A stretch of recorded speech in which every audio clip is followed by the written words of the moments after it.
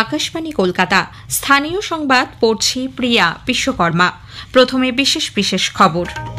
নদিয়ার কালীগঞ্জ বিধানসভা কেন্দ্রের উপনির্বাচনে আগামীকাল ভোট গণনা করা হবে। রাজ্যের পুর ও নগরোন্নয়ন মন্ত্রী ফেরহাদ হাকিম আজ হুগলির খানাকুল ও সংলগ্ন জলমগ্ন এলাকাগুলির পরিস্থিতি সরেজমিনে খতিয়ে দেখেছেন। ডিভিসি দুর্গাপুর ব্যারেজ থেকে জল ছাড়ার পরিমাণ আরও কমিয়েছে। পশ্চিম মেদিনীপুরের ঘাটালে বন্যা পরিস্থিতির উন্নতি হয়েছে। দক্ষিণ পশ্চিম মৌসুমী বায়ুর প্রভাবে আগামী 2-3 দিন রাজ্যের প্রায় সব জেলাতেই বিক্ষিপ্তভাবে বৃষ্টির পূর্বাভাস দিয়েছে আবহাওয়া দপ্তর। পূর্ব বর্ধমানে বজ্রাঘাতে 3 জনের মৃত্যু। কেন্দ্রীয় কয়লা মন্ত্রী জি কিষাণ রেড্ডি দেশের সার্বিক উন্নয়নে কয়লা উৎপাদন বৃদ্ধির ওপর জোর দিয়েছেন। Kolkata premier division football league আগামী বুধবার শুরু হবে। আসছে বিস্তারিত খবরে। নদিয়ার কালীগঞ্জ বিধানসভা কেন্দ্রে উপনির্বাচনে আগামীকাল ভোট গণনা। পানিঘাটা উচ্চ বিদ্যালয়ে সকাল 8টা থেকে গণনা শুরু হবে। জেলাশাসক এস অরুণ প্রসাদ আজ এক সাংবাদিক সম্মেলনে জানান, 2টি হলে মোট 14টি ইভিএম ও 2টি ব্যালট গণনার টেবিল থাকছে। 23 রাউন্ড ইভিএম ও 2 রাউন্ড ব্যালট গণনা হবে। গণনা কেন্দ্রে কঠোর নিরাপত্তার বন্দোবস্ত করা হয়েছে। উল্লেখ্য, গত 19 তারিখ ওই কেন্দ্রে ভোট নেওয়া হয়। চাকরি ফেরানোর দাবিতে মুখ্যমন্ত্রী মমতা ব্যানার্জির সঙ্গে দেখা করতে চেয়ে তাকে চিঠি পাঠিয়েছেন যোগ্য চাকরিহারা শিক্ষকরা। তারা 6 দফা দাবি জানিয়েছেন এই চিঠিতে। যোগ্য শিক্ষক শিক্ষিকা অধিকার মঞ্চের মূল দাবি, সুপ্রিম কোর্টে রিভিউ পিটিশনের ফলাফল কি হয় তা না দেখে নতুন পরীক্ষার আবেদন জমা নেওয়া চলবে না। রিভিউ পিটিশনের ক্ষেত্রে সরকারকে সক্রিয়তা দেখাতে হবে। রাজ্যের পুর ও নগর উন্নয়ন মন্ত্রী ফেরহাদ হাকিম আজ হুগলির খানাকুল ও বালিপুরে জলমগ্ন এলাকাগুলির পরিস্থিতি সরেজমিনে খতিয়ে দেখেন। ডিভিসির জলাধারগুলি থেকে জল ছাড়ার ফলেই ওই এলাকাগুলি জলমগ্ন হয়েছে বলে মন্ত্রী অভিযোগ করেন। সঙ্গে ছিলেন স্থানীয় সাংসদ মিতালি বাগ, বিধায়ক অসীমা পাত্র সহ অন্যরা। ওইসব জলমগ্ন এলাকার বাসিন্দাদের সঙ্গে কথা বলেন ফেরহাদ হাকিম। রাজ্যের তরফে তাদের পাশে থাকার আশ্বাস দিয়েছেন তিনি। এদিকে দুর্গাপুর ব্যারেজ থেকে জল ছাড়ার পরিমাণ কমানো হয়েছে বলে ডিভিসি সূত্রে জানানো হয়েছে। এখন 50,000 কিউসেক হারে জল ছাড়া হচ্ছে। বন্যার জলে প্লাবিত পশ্চিম মেদিনীপুরের ঘাটালে পরিস্থিতির কিছুটা উন্নতি হয়েছে, তবে বিদ্যুৎ সংযোগ বিচ্ছিন্ন থাকায় চরম দুর্ভোগে স্থানীয়রা। আমাদের জেলা সংবাদদাতা জানাচ্ছেন, একাধিক জায়গায় এই মুহূর্তে হাঁটু সমান জল জমে রয়েছে। পশ্চিম মেদিনীপুরের ঘাটালের বন্যা পরিস্থিতি আজ স্থিতিশীল। নতুন করে জলস্তর বৃদ্ধির খবর নেই, তবে বিদ্যুৎ বিচ্ছিন্ন থাকার জন্য বন্যা দুর্গতদের দুর্ভোগ বেড়েছে। জলমগ্ন এলাকায় পানীয় জলের সংকট বড় সমস্যা সৃষ্টি করেছে। তবে জেলা প্রশাসনের উদ্যোগে প্লাবিত এলাকায় পানীয় জলের প্যাকেট, শুকনো খাবার পাঠানো হচ্ছে। খোলা হয়েছে দুর্গতদের জন্য ত্রাণ শিবির। জলমগ্ন শহরে চলাচলের একমাত্র মাধ্যম নৌকো, তবে সরকারি নৌকো প্রয়োজনের তুলনায় কম হওয়ায় জলমগ্ন এলাকার মানুষের মধ্যে ক্ষোভ সৃষ্টি হয়েছে। সব্যসাচী লাহা, আকাশবাণী সংবাদ, ঘাটাল, পশ্চিম মেদিনীপুর। দক্ষিণ পশ্চিম মৌসুমী বায়ুর প্রভাবে আগামী 2-3 দিন রাজ্যের প্রায় সব জেলাতেই বিক্ষিপ্তভাবে বৃষ্টির পূর্বাভাস দিয়েছে আবহাওয়া দপ্তর। পূর্ব বর্ধমান, নদিয়া এবং হুগলি জেলায় কোথাও কোথাও আজ ভারী বৃষ্টি হতে পারে বলে আবহাওয়া দপ্তরের পূর্বাঞ্চলীয় প্রধান ডক্টর সোমনাথ দত্ত জানিয়েছেন। উত্তরবঙ্গের জলপাইগুড়ি, আলিপুরদুয়ার জেলায় ভারী থেকে অতি ভারী বৃষ্টির সম্ভাবনা। আগামী 25 তারিখ গাঙ্গেয় পশ্চিমবঙ্গে একটি ঘূর্ণাবর্ত তৈরি হতে পারে বলেও তিনি জানান। পশ্চিমবঙ্গের সব জেলাতেই আজকে ফেয়ারলি ওয়াইড স্প্রেড রেনফল দেওয়ার ফোরকাস্ট আছে। 23 থেকে শুরু করে 27 তারিখ পর্যন্ত প্রতিদিন প্রত্যেক জেলাতে ওয়াইড স্প্রেড রেনফল হওয়ার সম্ভাবনা আছে। 23 তারিখে দার্জিলিং, কালিম্পং, জলপাইগুড়ি, কোচবিহার আর এদিকে মুর্শিদাবাদ, এই 4 জেলাতে ভারী বর্ষণ, আর আলিপুরদুয়ারে ভারী থেকে অতি ভারী বর্ষণের সম্ভাবনা আছে। পূর্ব বর্ধমানের মন্তেশ্বর এবং নাদনঘাট এলাকায় আজ সকালে পৃথক ঘটনায় বাজ পড়ে 3 জনের মৃত্যু হয়েছে। মৃতরা হলেন মঙ্গলদীপ সাঁতরা, হরগোবিন্দ বিশ্বাস এবং হারু দাস। এরা সকলেই আজ সকালে চাষের কাজ করার সময় বজ্রাহত হন। পুরুলিয়ার রঘুনাথপুরে বিষধর সাপের কামড়ে মৃত্যু হয়েছে সোমা গড়াই নামে এক তরুণী গৃহবধূর। পুলিশ সূত্রে জানা গেছে, মৃতার বাড়ি রঘুনাথপুর পুরসভার 1 নম্বর ওয়ার্ডে। মৃতার পরিবার সূত্রে জানা গেছে, গতরাতে তাকে সাপে কামড়ালে রঘুনাথপুর সুপার স্পেশালিটি হাসপাতালে নিয়ে যাওয়া হয়, সেখানেই তার মৃত্যু হয়। সেবা সুশাসন এবং গরিব কল্যাণের নীতিতে পরিচালিত ভারত এক দশক ধরে অসাধারণ রূপান্তরের মধ্যে দিয়ে চলেছে।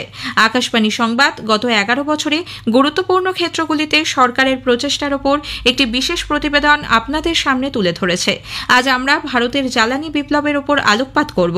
সাহসী সংস্কার, রেকর্ড শক্তি সংযোজন এবং পরিচ্ছন্ন, নির্ভরযোগ্য ও অন্তর্ভুক্তিমূলক বিদ্যুতের জন্য একটি জোরালো প্রচেষ্টার দশক।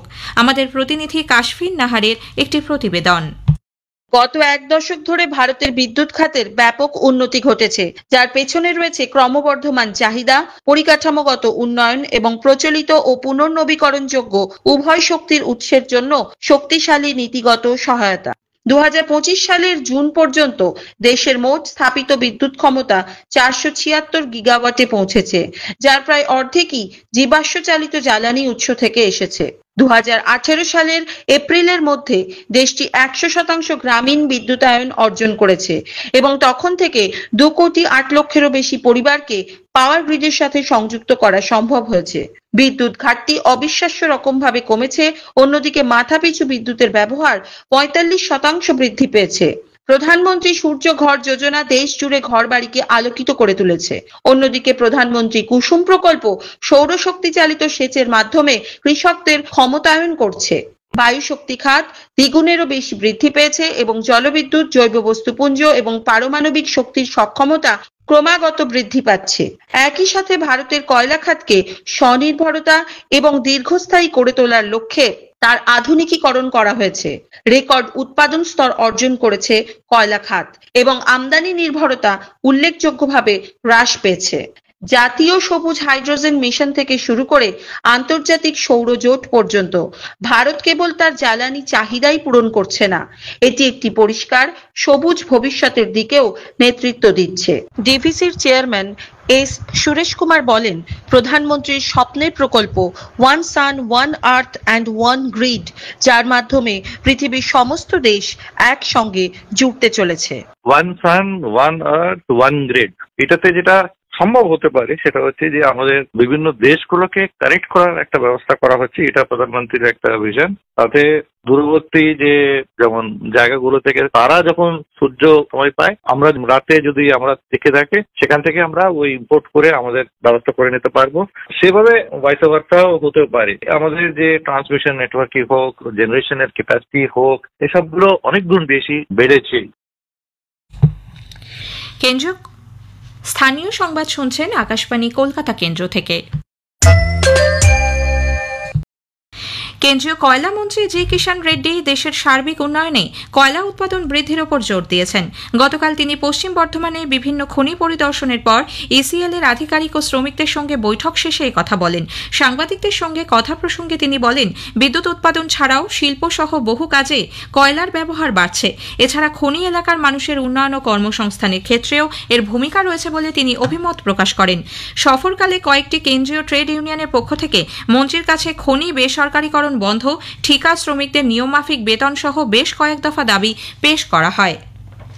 উত্তর 24 পরগনার গাইঘাটায় বিজেপি আজ তিরঙ্গা যাত্রা করে। শিমুলপুর ষষ্ঠীতলা থেকে মিছিল শুরু হয়ে ঠাকুরনগর বয়েজ স্কুল পর্যন্ত যায়। উপস্থিত ছিলেন বিরোধী দলনেতা শুভেন্দু অধিকারী।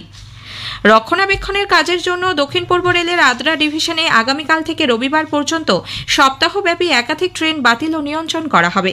আদ্রা আসানসোল আদ্রা মেমু প্যাসেঞ্জার 23, 24, 26 ও 28 জুন বাতিল থাকবে। ঝাড়গ্রাম ধানবাদ ঝাড়গ্রাম মেমু এক্সপ্রেস 23 ও 25 তারিখ বাতিল থাকছে। এছাড়াও টাটানগর আসানসোল বারাভূম প্যাসেঞ্জার 24 ও 28 তারিখে আদ্রা স্টেশনে যাত্রা শুরু ও শেষ করবে।